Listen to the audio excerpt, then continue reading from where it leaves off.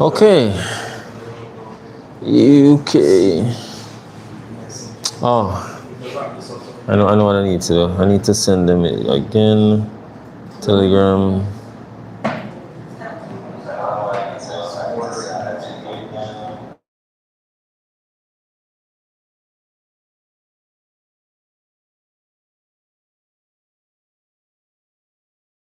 It says live. So what's happening? Oh.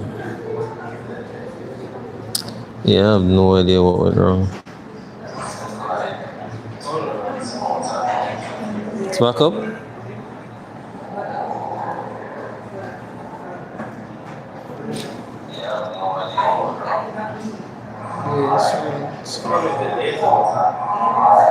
Yeah, he's on. See here. No, it's in front of you. Point in front of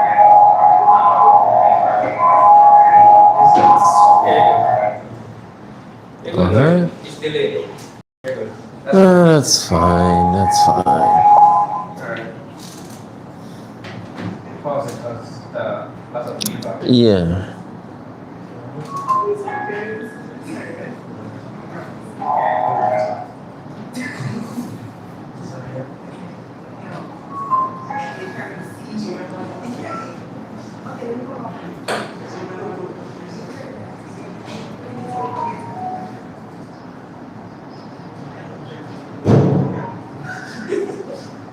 And there.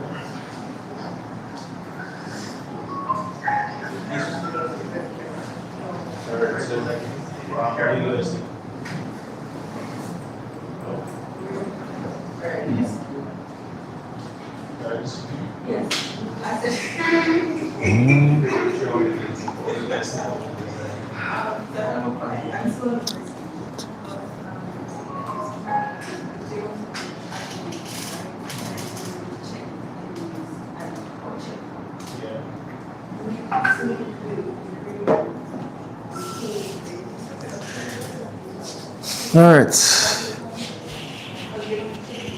Midday. Check in. Let's begin. Start with this team. Alright. You need to show me and you're gonna show the team as well. Hey team. What's the name of your team? What? Island Hope. Oh, really original over here, right? Okay, Island Hub. Alright, so once you feel like winning today. Alright, DJ Khaled. So, you know, give me an idea on our build. Alright, so we're building a service that's supposed to act as means to decentralize the logistics chain as it relates to the last mile process of the home delivery process. So instead of you experiencing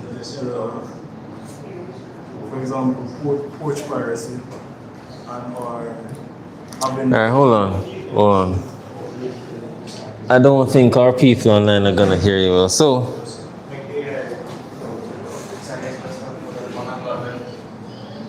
give me 1 sec here.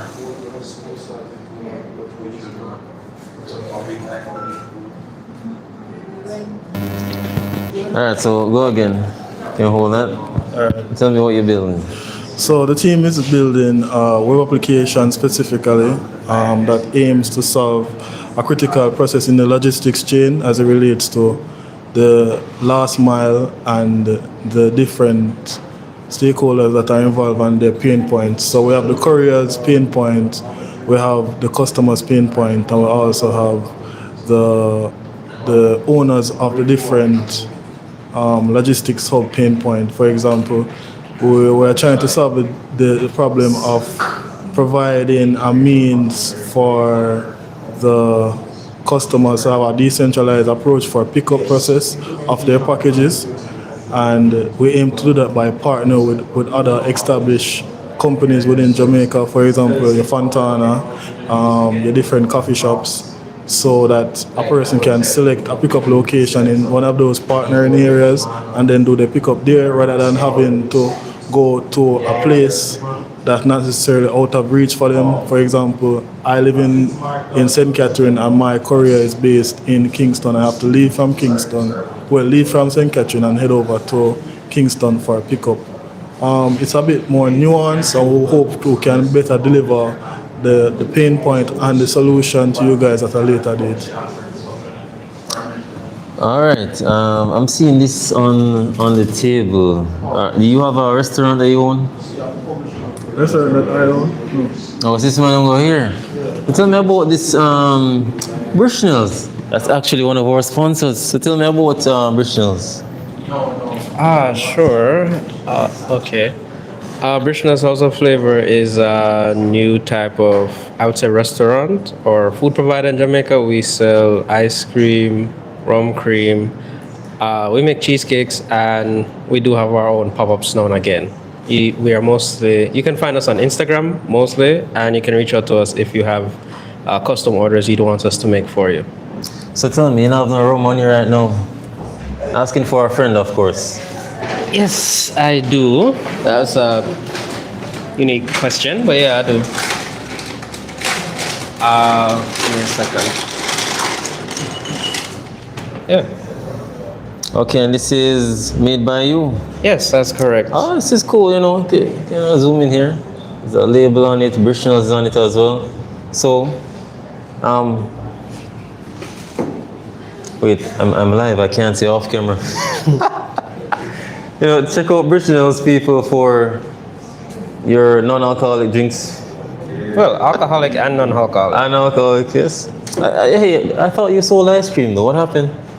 Yeah, still the ice cream. I just dabble in various food products. So ice cream, rum cream. I started making cheesecakes because I'm getting more into baking. So it's always something new and unique with us.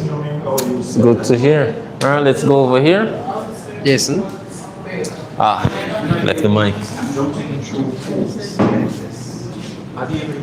You're part of a team, right, sir?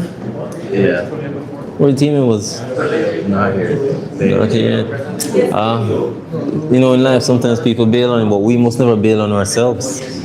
It's unavoidable accidents. So tell me your team name and give me an idea what you're building.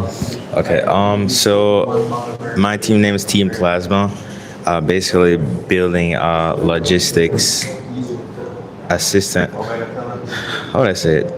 It's basically around freight trucking. So you know how a lot of freight trucks, once they haul the materials to where they're going, then they come back empty. So basically the idea is that it's a system that allows them to pick up more things that are on their route, so that there's not any like fuel or time being wasted, which allows for less trucks to be on the road, or at least more trucks to be on the road doing things, instead of just having like these multiple hour-long treks where there's just nothing being carried, which is kind of like a waste of everybody's time and fuel. So with this system, the idea is that anything that's on their way, they'll be able to pick it up and then drop it off without having to go out of the way to actually do it, and the people having their things picked up and dropped off save more time as well. All right. What was your name? Aiden. Repeat? Aiden. I know you got like 3 screens here. That means you're doing the work of 3 persons. Yeah, pretty much. Pretty much? All right. Next up, this team in the corner. Over this side. All right, who wants to do the talking? So, you know, tell me your team name, your names. My name is Joshua Carr. This is my brother, Joseph Carr, and we are from King Breadfruit Limited. It is a startup company that I'm trying to push forth. And the current project that we're working on is called the Landfall. So the idea behind this project is whenever natural disasters come about onto the island, it can really affect the island in a big way. We just had Hurricane Melissa last year, and it was a devastating thing down in the west. Everybody suffered a lot, and even though people are still recovering from that natural disaster. And something that really stood out is that the Jamaican people were very willing to help everybody down there. However, there was no coordination of what needed to happen down there, who needed what supplies and what supplies needed to go where. Everybody was just rushing down there like it was a party. Everybody was bringing stuff down there, but there was no coordination as to who need what and what needs to go where, and no timely thing happening. It was just a rush go down there to say, hey, we brought the supplies down there. So this solution would solve that problem. People in need would be able to request different supplies. Any shelters that are down there would be able to say, hey, there's a shelter at this primary school or at this church. If you are affected by this disaster, you can come here, and they'll take them, and it has a more centralized logistic system to better manage. That's pretty cool. Yeah. So what was your team name again? King Breadfruit Limited. How did you come up with this name? So King Breadfruit is actually my IG handle, and it's a funny story. I don't know if you can say it on live. Is this a PG-13 story? Yes, I think it's a very funny story about how I came up with the name. So one day I was in high school, and I was in grade 8, and I needed a name for my Instagram because I had my full name on Instagram, and I was like, yeah, that didn't really sound too cool. So I was on the toilet in the bathroom one day, and I just had Burger King, right? And my grandma was downstairs making breadfruit. She was roasting the breadfruit actually. So I said, oh, I wonder if you can put those two names together. And so I put Burger King and breadfruit together, and we got King Breadfruit. And we just put limited on the end because, companies do that. Yeah. All right, I think that's enough questions for today. Yes. Who would like to speak? All right. So, I've heard all types of ideas here today, but I haven't heard anybody working on any hurricane prevention project, But save lives. If any common person could prevent hurricanes, I'm sure we'd all be on that idea. But sadly, that's not the focus of our project today. Okay, what's your project name? Or your names, your project, and What's that? team name? All right. Good afternoon. My name is Kimano Lambert. This over here is Felicia Kenton, Rachel Williams, and Ryan Donegan. And we are the Solid Foundation. That's a team name. Tell me what you're working on. So we are working on a platform that leverages the supply that farmers have, maybe small in comparison to the contracts that hotels may have, but the platform seeks to centralize their produce in aggregation centers and distribute them to the farmers based on a contract-based system, and equitably provide commissions to farmers for their produce. And this platform also includes quality checks at various checkpoints. So for example, at the point of entry, when a farmer uploads their produce, we check for quality. It's also done at aggregation points. And we have a system that accounts for the batches of produce at every given stage. And we also check for quality as well. So for example, if the quality degrades during transit, we also have secondary markets that seek to salvage the value of the produce so that nothing truly goes to waste. And in the event that the quality degrades beyond the point of it being sellable, we also have composters who may be interested to actually get that produce and be able to turn it into compost.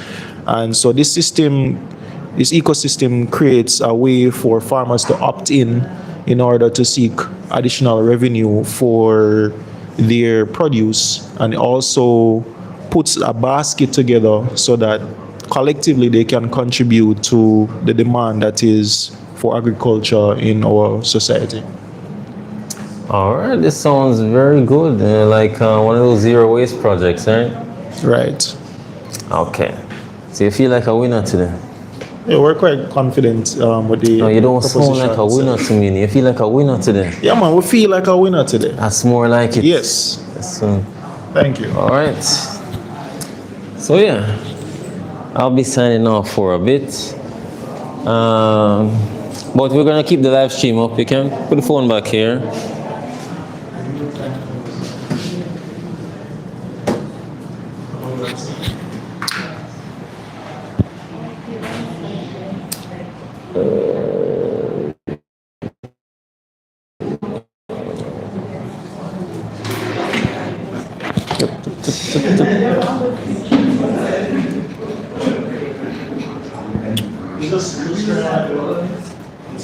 Oh, 1 second. I need to plug this in before it dies.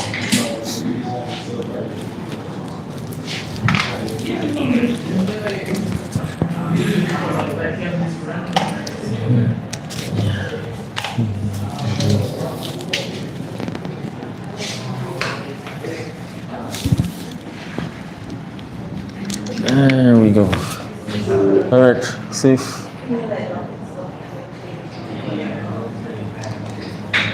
Safe.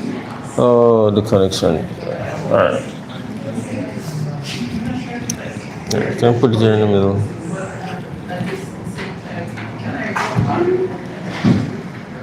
Hold on, isn't there a button for this?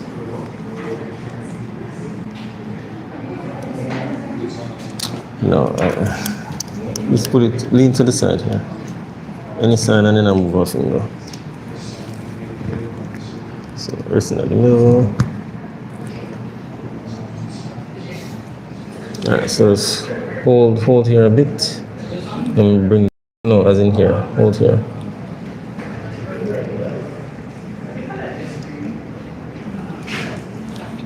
Alright, it should be good.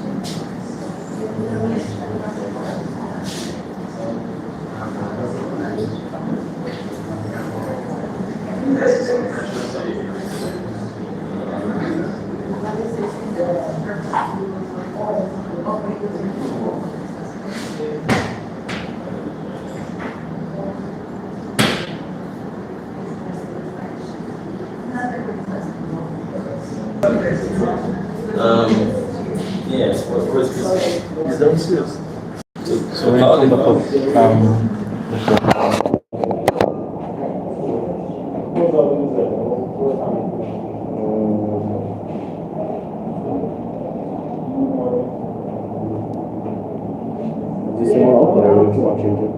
Oh, I can stay. Alright, so once he's back, can keep that off.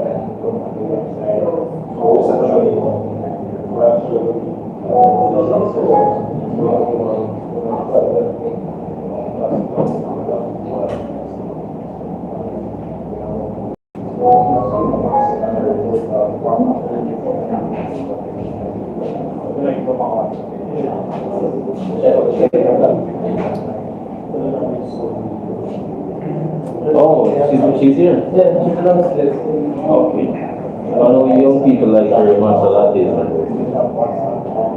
Funny story, that's actually not mine.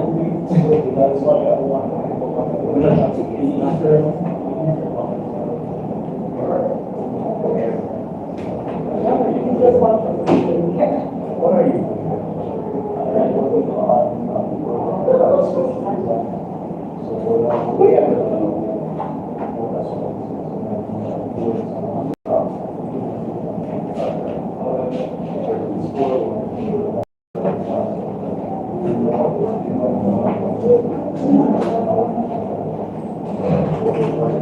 It's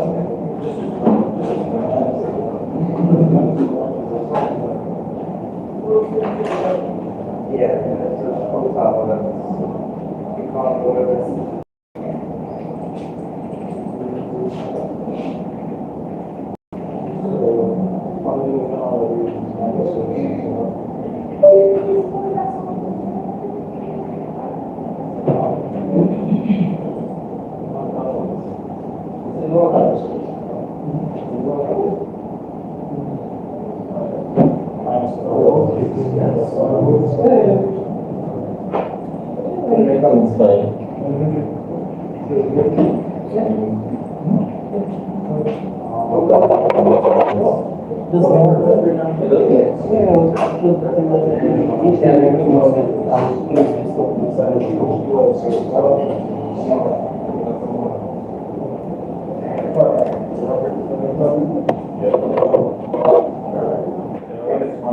Yeah, I'm good, right?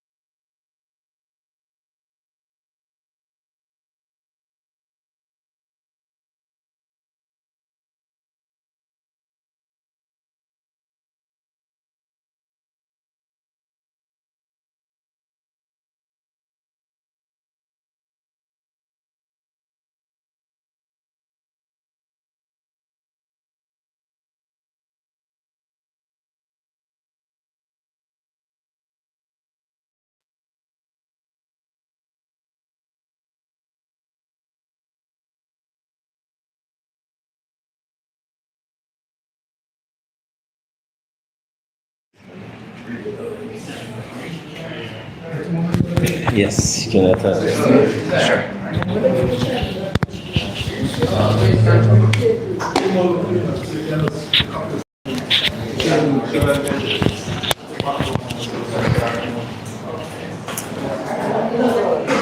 So we need your attention for a bit. We're gonna have a presentation from one of our sponsors. It's a short presentation.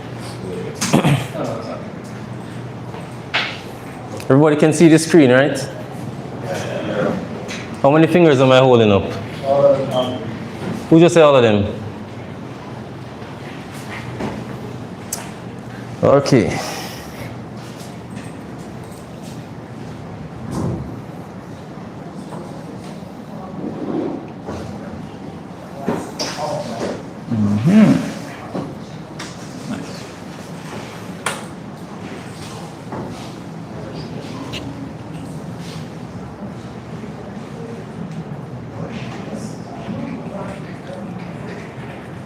All right, guys, this is not going to take long.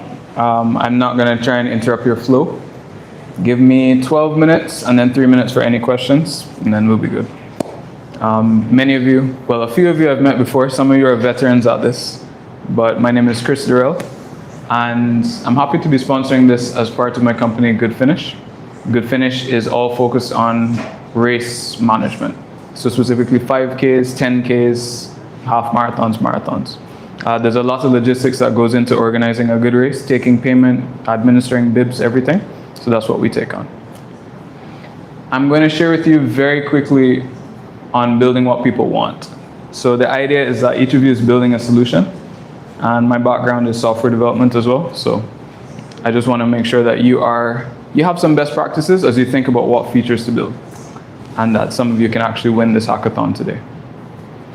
So really quickly, guys, I'm a bit too excited about this presentation. This was a 2-hour presentation that I'm about to give you in 15 minutes, so I shrunk a lot. But a lot of what you're going to be doing today is bridging the gap between idea and solution. So each of you has come in here with an idea. It was refined by the challenge that you would have gotten today, and now you're trying to build a solution before 5 o'clock, right? So what happens in between 9 a.m. and 5 o'clock? That's what we're trying to help you fine-tune so that you can build what is best. So the last point there is the important point for today, the power of your MVP. How do you validate assumptions quickly and efficiently so you build something that people actually want to use? Interest is very easy, but intent is hard. And intent means I have a cool idea for a solution, but is anybody actually going to pay me for this? How do I validate that there's purchasing intent behind what I'm building? So that's what I want to help you do. Good Finish is now, we're not an idea anymore. We have had revenue. We had a fairly large race that happened. Hope Gardens put on a race, and we had over 200 registrants.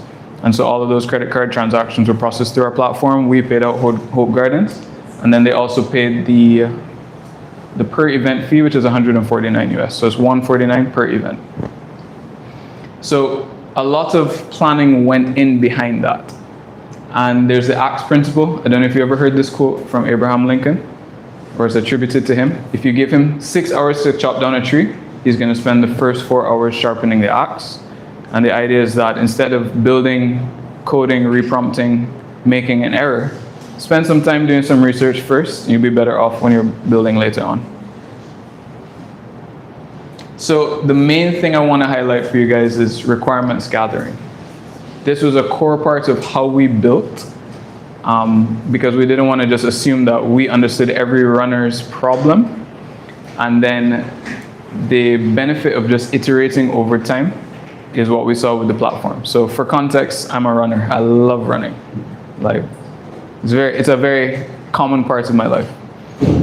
And as a runner, I faced some challenges that I wanted to solve with this. So I don't know if any of you have ever signed up for like Sigma or anything on running events. Me. 1 person, 2, 3, cool. Now, who here has been a coder before today? Who is a coder? Like any of y'all? Yeah, anybody? Just 1 person. Okay, that's sad. Any developers in here? Cool. Now guys, Riddle me this. Does your date of birth change?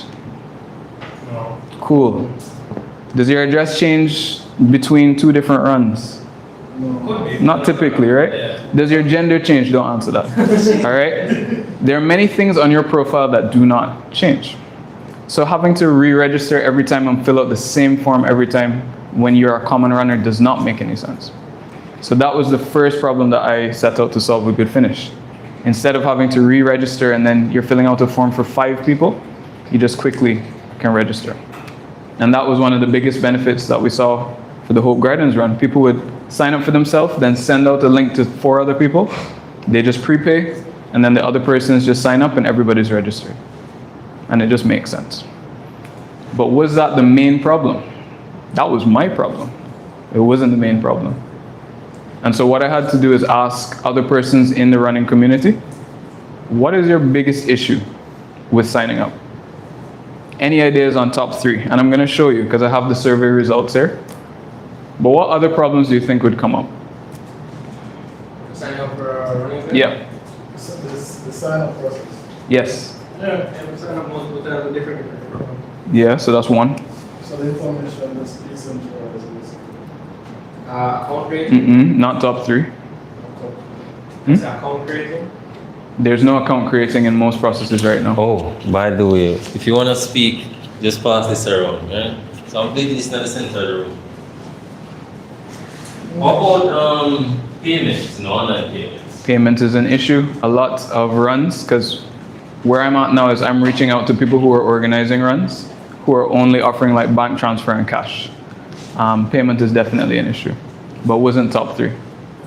So for time, I'll just spare you. Second place was parking. I thought that was very interesting. That's not something. But you guys Exactly. No, we don't. Yeah. Well, we didn't, and then I built it in because it was the second place issue. So their issue is that we don't know where parking availability is. I said, okay, cool. So that became a feature. So now you can add where parking locations are. And then I can't remember third place, but I'll show you on the screen. But that was not an issue for me because I get to these things early o'clock most times. Right? So I don't have an issue with parking, but if you're somebody who's running with a family or your friends are grouping up and you're carpooling, parking is definitely an issue. And there's no way I would have come up with that without sending out the survey. So I say all of that to say, in any solution you guys are building that you want other people to use, ask them what is of value to them. Don't assume that you know, because you're probably wrong. Very likely you're wrong. How can you ask in a hackathon? ChatGPT, research, right? But if you're gonna take any of your projects onto businesses, send out a survey to people who are actually gonna be users. And you know quite a few of them.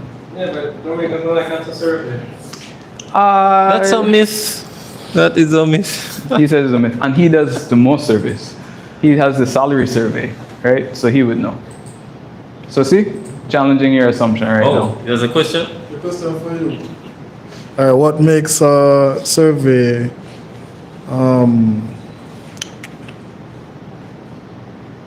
how you get feedback from a survey? Is there like a channel you go through, or is like? No, Chris basically answered. Chris basically answered. Like he's a part of a running community, so he just posted the survey in there, and they answered him. Yeah, but that's what I'm saying is like sometimes getting access to those communities. I mean, if I want access to, I join a running community, and then I say, hey, can you guys fill out the survey for me? Well, what I had to do is I had to direct message people and remind them. All right. Yeah. See? But so they're from the community. That's correct. But if I sent it in the group, that would disappear into the ether. Nobody would fill that out. That is true. Those surveys do disappear. Yeah. So I wouldn't say that they don't like answering surveys. It's just I don't think many of them know what's in it for them. So what's your name, young man? What's your name? Romario. Romario. I think you may just have to put on your sales hat and give them a reason to fill out the survey. And it doesn't mean you're not paying them. That's not what I'm talking about. But for the people who I sent it to, the reason was, yo, I'm trying to build a solution to fix the problem you have. Can you help me? Okay, so this is you sent the survey to basically potential clients then? Not just potential clients. Yeah, Just people potential who would be stakeholders potential- or people are interested in that. Stakeholders. Yeah. I like that word. Stakeholders. So, for example, you send it to Sagicor, and then you send it to people who are actively in run clubs or No, something. I like only that? sent it to runners. Yeah. You only send it to runners. Only sent it to runners. So how would you get that data? Beautiful. So that takes us to this next. That's actually the purpose of this photo. If you've seen this before, don't answer. So this is a beautiful AI generated photo of Singer. Looks very real. Yes, it does. I know, it's kind of scary. This is the sales guy. He's making a critical sales mistake. What is he doing wrong? Oh, husband and wife, sorry. Yeah, it's the husband going by the store. Isn't that assumption though? So every time I do this, I have to protect the person who gets the correct answer. It is the husband. Statistically, it's 36% of the time it's actually the husband who pays. So in Jamaica, it's more times. Actually, that was a US stat. In the US, it's more times the husband that pays than the wife. But Go ahead. all right, so the husband will go pay for it. Isn't it the wife you have to usually convince? Why? Because she is the one that makes the decision, and the husband just pays for it. So what's the mistake he's making? Huh? What's the mistake the salesperson is making? Not including both. Exactly. Not including both. So you asked me a good question. Did I reach out to Sagicor? There are two people in this photo. You have the end user and the customer. And if you guys don't know the difference between the two, you're not going to build a good solution. The customer pays, the end user uses, you have to talk to both of them. So don't just think about the person who's going to use the features but not pay for it. Does that make sense? Yeah. So your communication has to be, what is the value to ATL to buy this new car for their employees, and what is the value to the employee? Does that make sense? Right, so it's more along the lines of it's supposed to be like if you're changing a way something is being done, all stakeholders involved need to have some form of consensus of what the proposal is. Consensus, they just need to know how it benefits them, because that's all they care about. Right, so yeah. Yeah, so for example, let's say you guys were marketing to Express Fitness, and you know Express Fitness has a company plan. You have to put your marketing towards Express to say, we will give your Express Fitness. So you're telling the company, we will give 5 of your staff members a year-round subscription so that they can be healthy and they'll be better at work. We also have to appeal to the staff member to say, we'll make it easy for you to come to the gym because we're open 24/7. All right, so it works on your time. So you can't choose one or the other. As you rightly said, any of to both end user and the customer, the person paying. So just went through that. So that's what we had to do for Good Finish. Instead of serving the customers, which would be like the organizations, I just set up calls with them. So I actually did like phone calls, a couple Google Meets calls with them, because that's more intimate. So that's more of an interview than a survey. All right, so you have different ways of getting data back. Cool. So let's get to the root problem. A lot of you have ideas that you're building today. One quick tip is ask the 5 whys. Who's heard of the 5 whys before? Anybody want to raise their hands? 5 whys. Is that? You've heard of it. 5 whys. Not the 5 W's. Yeah. Nobody wants to attempt? And we get a hint. First one. So 5 whys is actually something called root cause analysis. Yeah, 5 whys. Yeah, they don't know why, you just keep asking why for that question. Exactly. So it's called root cause analysis, is what consultants do, and it's how you get to the root of an actual problem. So let's say this room was hot. I would say to you, why? And you would say what? AC is not working. And then I would say, why is the AC not working? Lights. There. Okay, give me one. Alright, there's no light. Okay, why is there no light? Why did JPS cut off the service? There is a pattern disruption of maintenance. Why? That's a good one. Last one. Why is there a planned disruption today? Right. So after you go down the 5 whys, you realize it's hot in this room not because the ACs are broken, but because people are teeth and light. So if you want to solve the bigger problem, you have to deal with the people teeth and light. Right? So you come down to the actual problem. You say, boy, what we need to solve is not just the AC is off, It's the part that people are stealing light and it's affecting other people. That's a very good way to build a good solution. And then when you guys are ready to present later, you'll have a stronger storyline because you're understanding what's actually the cause of the problem. All right. So the MVP, the term. Does anybody not know what an MVP is? Don't be shy. Does not know this one. It's okay if you don't know. Okay, so MVP. Yeah. What's your name? Oscar. Oscar? Yeah. So an MVP stands for a minimum viable product. And what it means is what is the least amount of features you can deliver to solve the problem, all right, roughly. It's an experiment, so you're putting out something that is supposed to solve the base level problem that somebody's had. Now, they have different definitions, but if you hold on to that, you're clear on what an MVP is. But an MVP could be an Excel spreadsheet. So I don't want you to think an MVP has to be a piece of software. It's a solution. So what you guys are going to be doing today in the limited time you have is figuring out what is the core solution I can offer to the problem that somebody said, and that would be your MVP. So 3 things to think about. Minimal doesn't mean it's poor quality, so it doesn't mean it's incomplete. It just means it's a limited feature set. 2 totally different things. So if you come up here and say, this is an MVP, this is why it doesn't work, foolishness. That's not true. You just didn't finish. An MVP does not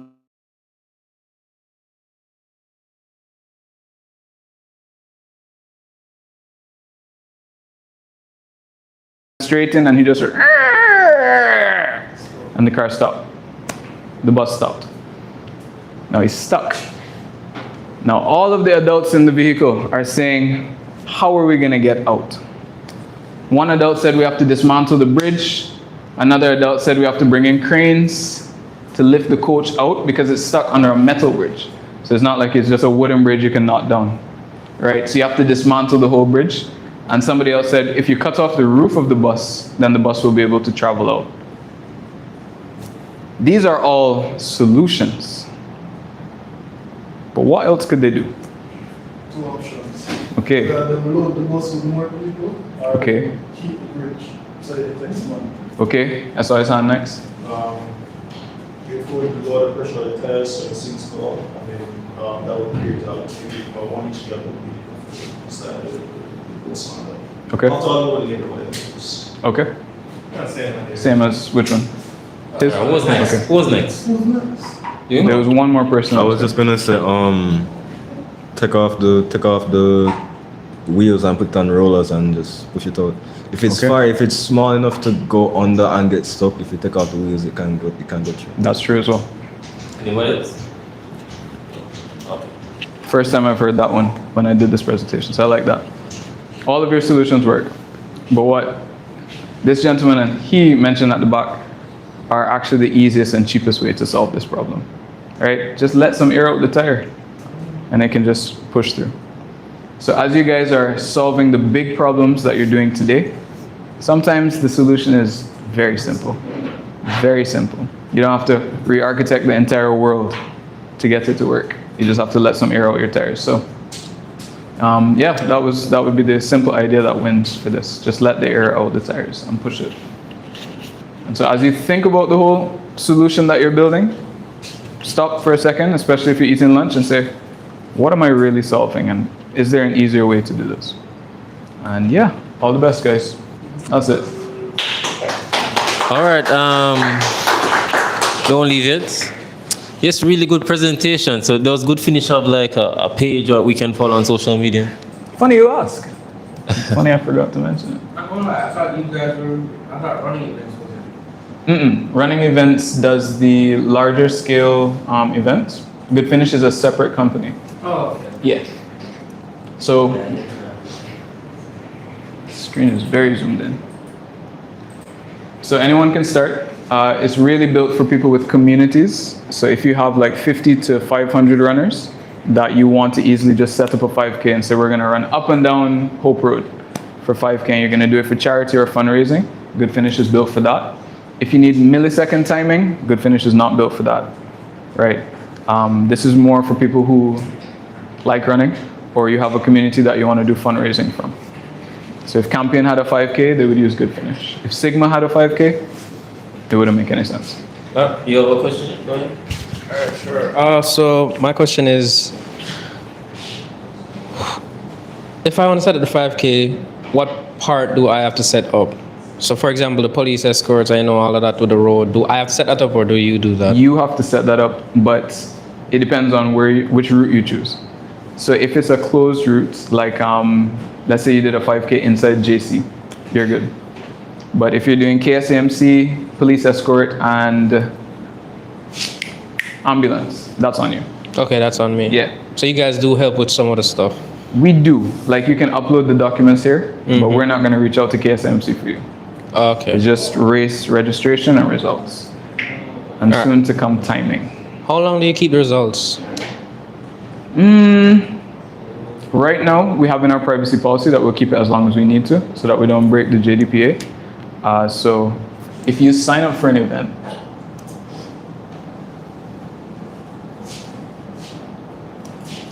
you'll be able to come in and see your last couple races once the organizer uploads the event.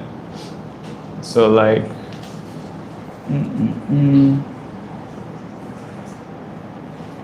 so these are demo. There was one for the Hope Gardens one. So basically you have it in your trophy cabinet for as long as you want to go in and check your last event or last run. All right. And you guys would handle the shirt distribution? We handle bib distribution. Bib, okay. Yeah, but we handle shirt orders. So let's say somebody's signing up for a shirt and they have to pay an extra $2,000, then that's handled on the platform. That's not done on the platform? That is handled on the platform. Okay. But you will still have to do the printing and metal ordering and stuff like that. No, I would order them, but I would say, would I drop them off to you since you're giving out the bibs? I could just make you do them? This is not, so this is a good question and a good distinction because we don't want to be running events. I want somebody in Barbados to be able to wake up and use this. Okay. So there's no human capital. So basically, so it's not necessarily region specific. So it's more of a larger market aiming. Absolutely. Okay. So there's certain things we just made the decision these are not for us, like volunteer management. You have to set up volunteers on the road. That's not for Good Finish. But collecting payments, publishing results, and handling registration, that's us. We're gonna do that the best as possible. All right. Are you on Instagram? What's your handle? Good Finish Events. Finish events. Yeah. All right. So I guess we're a good presentation. You all agree? Right? Let's give him a round of applause.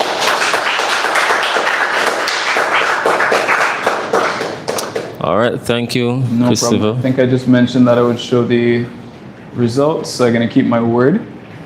I think one very beneficial thing for us was that when we took the results, we also asked the people who they were. Because you can send out a survey and get a bunch of responses, but then you look back and you're like, who here is actually a serious runner versus they've only done one 5K in their life? So if you're gonna do a survey, make sure you have some distinction because some results are more important than others. You're gonna learn that. Some of them you can just be like, this doesn't make sense. But if you don't know who filled it out, then you won't know which ones to discard and which feedback to actually take in. So just a heads up there. Yeah. Cool. Thank you guys. All right. We have another presenter coming up.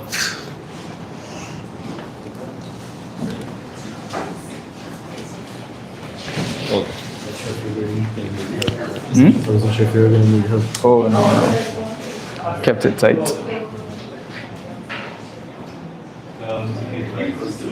When are you guys breaking? Well, the food's supposed to be coming, so. Oh, with a shame? Okay. So. Alright, I'm in here then.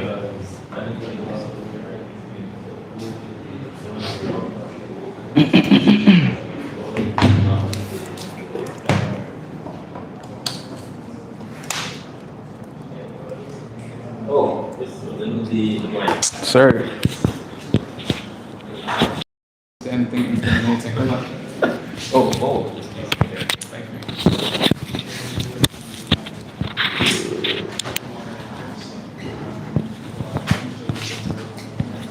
Yes. You had created one kind of film? You created one of these? Yeah, it's let's see. Oh, all of them. This is the sponsor design, right? Yeah, man. I'll have it in here.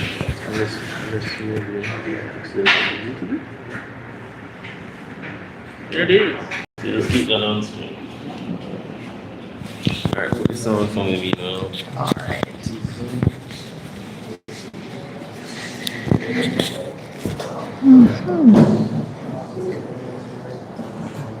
No. No, no, no.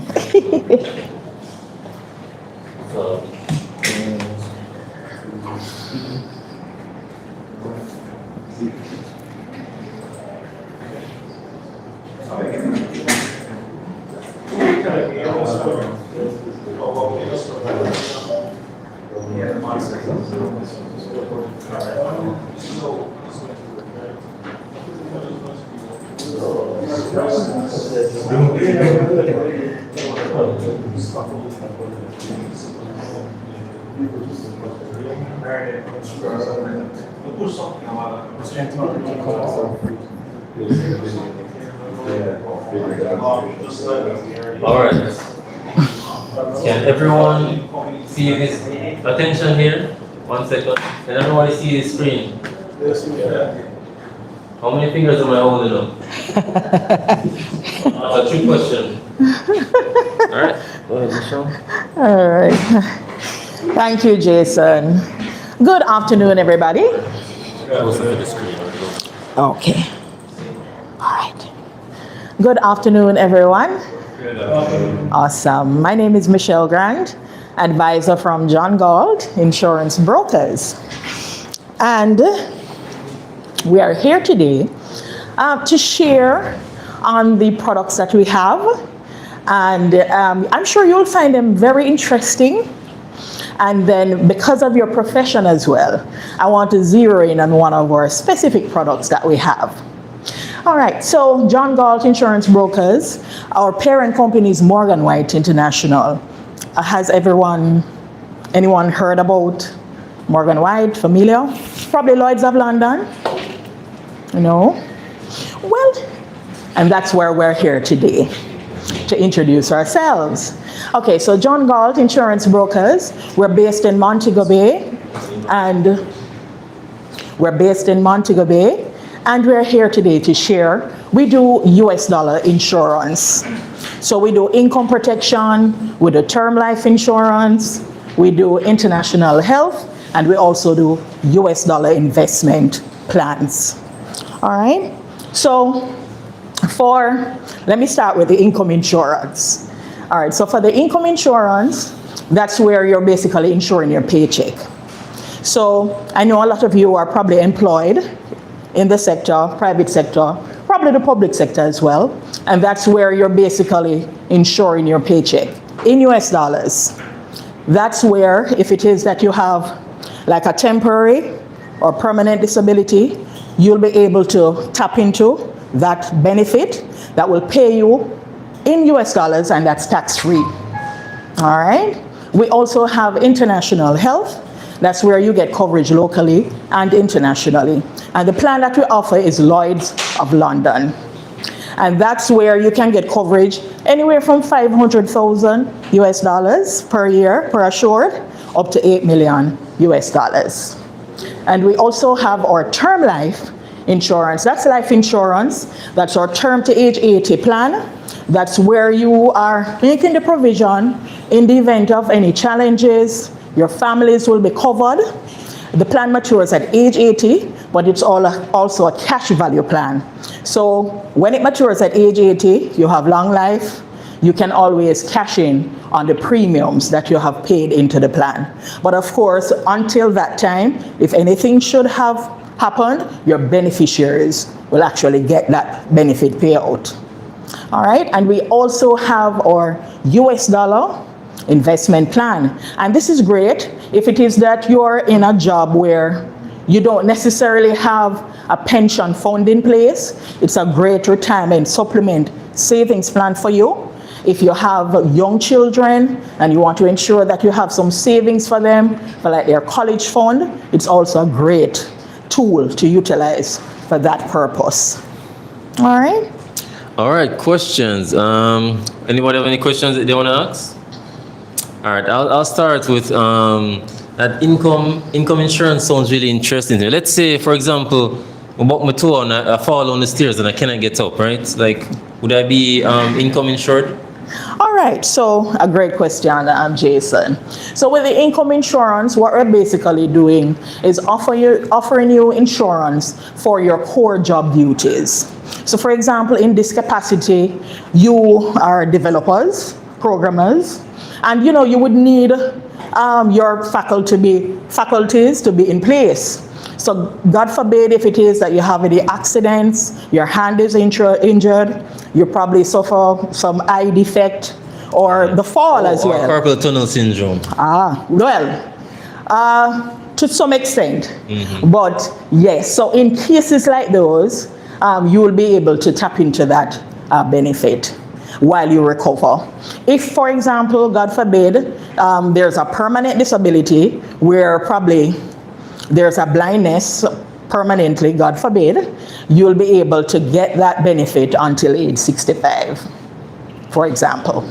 Okay, that sounds really good. So let's say, I know young people nowadays, everybody want to own a house, right? So can I get a house without life insurance? Well, typically in the financial sector, when they're issuing a mortgage, they would want the applicant to have life insurance. And that's a great question, Jason, because our term life insurance can also be used as a collateral for your mortgages. So you can assign it and it will be a collateral for your mortgage because you will need life insurance when you're taking out a mortgage.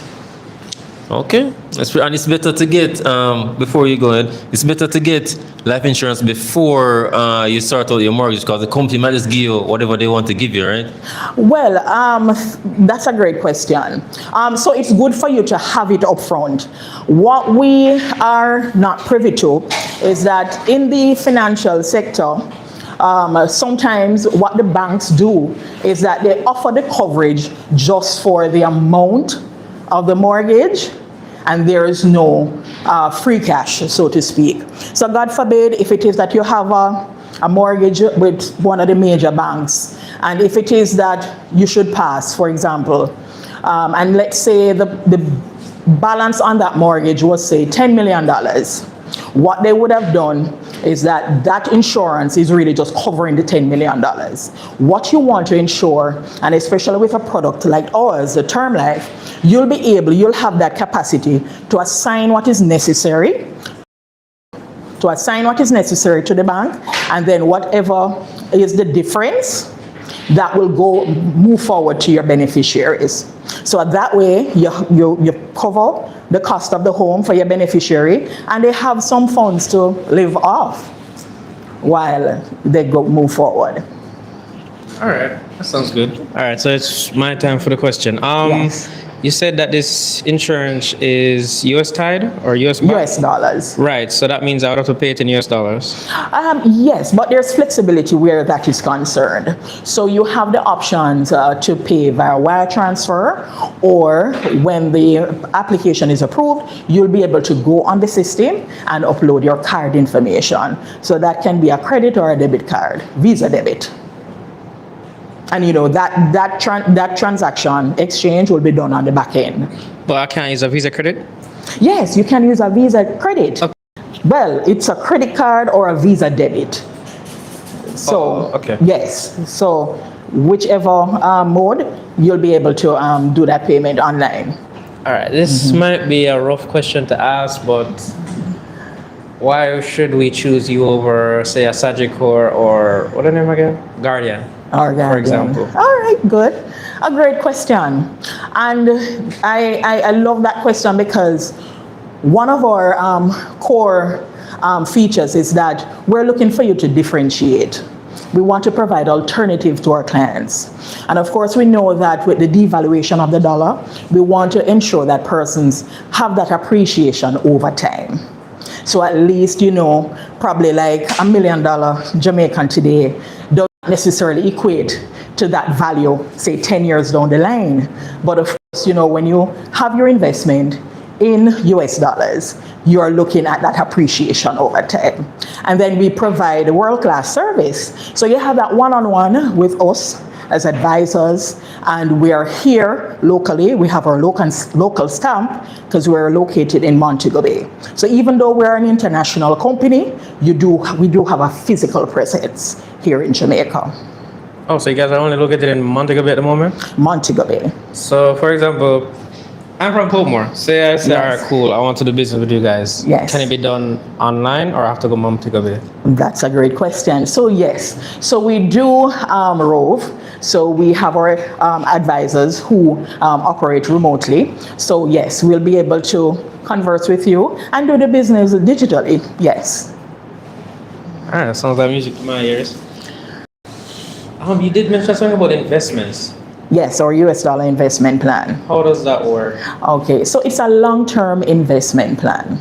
And so it's not short-term. What we offer are 10 years, 15, 20, and 25.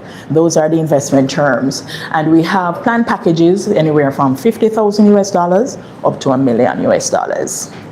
That's how much you'd pay me or how much I have to pay you? All right, good question. So that represents the end goal of the investment, what you're looking to achieve over time, and work out what the premiums would be. And you would make that payment either monthly, semi-annually, or annually. And again, that would be in JMD, but it's converted to USD. No, so it's gonna be quoted in US dollars because it's US dollar plans that we offer. But you will be making the payment. Yes, you earn in JMD. So as I said, the conversion will be done on the back end when the payments is being done. Do you have an idea of your exchange rate? Or you don't? An idea of the exchange? Exchange rates, yeah. Well, currently it should be about 155 in terms of the buy rate. The selling rate should be about 160. All right. Do you have a card or anything? All I right, can so I'm glad you asked that. Yes, So let me Romario, that's the name, right? Yes, that's correct. We actually have a booth for John Doe, remember this? Right in that corner there. So any of you that are interested, you can stop by. You'll get some brochures, very nice looking ones. They'll tell you about term life and income insurance and all these other things. So definitely give her a visit. Continue. yes, so we'll definitely have some flyers to give you with our contact information and more information on the products that we offer. Quick question. Good go ahead. afternoon. Good What afternoon. is final expense? All right, so the What's final that? expense, yes, so that's a plan that is available for the more mature clients. So for example, if you have probably your parents, elderly parents or grandparents, and they may not necessarily have the opportunity to get coverage, during the younger years or so, you'll be able to access coverage for them because we do offer that insurance up to age 84. Okay. Yes. Yeah, So outside of the mainstream, they usually stop at say age 70 or so, and we offer that insurance up to age 84, Okay. which is a plus for us in the market. Understood. Thank you. All right, so that's it for your questions, right? I remember the people. Stuff happens, so you want to make sure you're ensured that your family will be okay. Yes, and that's the value that we want to express to you, that we really want you to take a conscious decision into looking into your financial planning, looking into, what you need to tap into now while you're young and active, vibrant, and, basically probably illness-free or any of that, ailment-free. It's best for you to get the coverage now, and you want to make the preparation. You want to ensure that you make the preparation now, and to add value. So, God forbid, in the event down the road when you need it, you have access to it. Because you don't want to wait until that immediate situation, and then that's when you don't want to be reactive, you want to be proactive. All right, and that's the value that we're looking to stress to you. All right, any final questions? All right, no final. All right, thank you, Michelle. Yeah. Oh yes, we have another question here. Specific. No, the only would you offer insurance for certain products, such as expensive products? And let's say, all right, let me just say it out loud. Say I have a collection of, I don't know, cards that are valued at a certain amount of money. Do you guys offer that type of insurance? Oh, okay, no. So we don't do property insurance. It's Okay. really life and health Life and health. insurance, yes. All right. And the US dollar investment plan that I mentioned. Speaking of your health, if I do it with you guys, since you guys are a US company, it's technically worldwide. Or I'm asking if it's worldwide. Yes, so yes, it's a global coverage that you're looking at, locally and globally. All right, thanks. That's it for me, Jason. Okay. All right, so thank Awesome. you, Michelle. All right, Yeah. thank you, Jason. And remember, you can always check her out by her booth. Okay. All right, thank you. All right, thank you.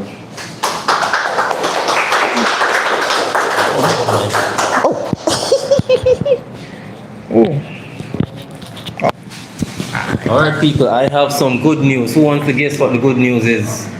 Lunch is here. Huh? Lunch is here. You said lunch is here? Yeah. Any other guess? No other guess what the good news is? We're all getting a gift for being here. No, well, that's a good point. Now. Your presence here is a gift. But yes, the food is here. So, you know, from a little, no, actually, let me organize things first, and then I'll let you guys know how it's gonna go.